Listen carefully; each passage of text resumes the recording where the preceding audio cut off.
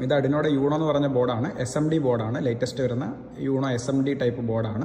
അപ്പോൾ ഇതിനകത്ത് ഇൻബിൽട്ടായിട്ട് വൈഫൈയും ബ്ലൂടൂത്തും ഒന്നുമില്ല, അങ്ങനത്തെ കണക്ടിവിറ്റി ഒന്നുമില്ല. എന്ത് വേണമെങ്കിലും നമ്മൾ എക്സ്റ്റേണൽ മൊഡ്യൂൾ കണക്ട് ചെയ്യണം. വൈഫൈ വേണമെങ്കിൽ വൈഫൈ മൊഡ്യൂൾ കണക്ട് ചെയ്യണം, ബ്ലൂടൂത്ത് വേണമെങ്കിൽ ബ്ലൂടൂത്ത് മൊഡ്യൂൾ കണക്ട് ചെയ്യണം. ഇനി നമുക്ക് USB ഡയറക്റ്റായിട്ട് അവൈലബിൾ ആണ്, ബാക്കിയുള്ളതൊക്കെ നമ്മൾ എക്സ്ട്രാ കണക്ട് ചെയ്യണം. അപ്പോൾ അത്തരം സാഹചര്യങ്ങളിൽ നമുക്ക് യൂസ് ചെയ്യാൻ പറ്റുന്ന ഒരു ബോർഡാണിത്. നോഡ് MCU എന്നാണ് പേര്.